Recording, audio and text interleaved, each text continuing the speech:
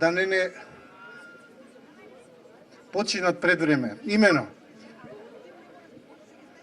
морам да кажам дека додека се занимаваме дали бил поранешниот премиер Груевски киднапиран или не, јас можам да ви кажам дека овие актуелниве што се сега на власт ни го киднапираат чистиот воздух. Едноставно не ставаат во ситуација на тивко умирање, а децата кои ги гледате тука, не знам дали ќе останат во наредниот период да се борат за чист воздух и здрава животна средина. Се надевам дека нашата борба ќе биде вистинска.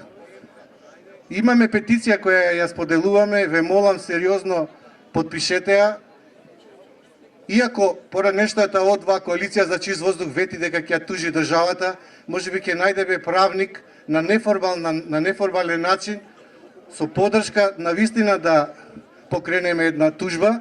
Имаме сериозни намери со неколку граѓански активисти, иницијативи и издруженија да доставиме до сите членови на Комитетот за правата на детето една протестна нота со барање под итно државата да ја стават од меѓународен фактор под мониторинг.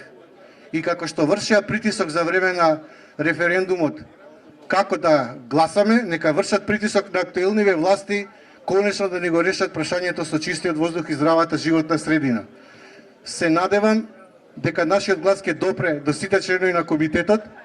Во понеделник имаме пресконференција и ќе ја доставиме петицијата до актуелната власт, до министерствата, до општините, да сериозно се занимаваат со ова проблематика. Затоа што елементарното право на живот на граѓаните, пред се на децата, е доведено во прашање. Затоа нема компромис и затоа ќе се бориме се додека има шанси за мобилизација на граѓанството. Мобилизирано граѓанство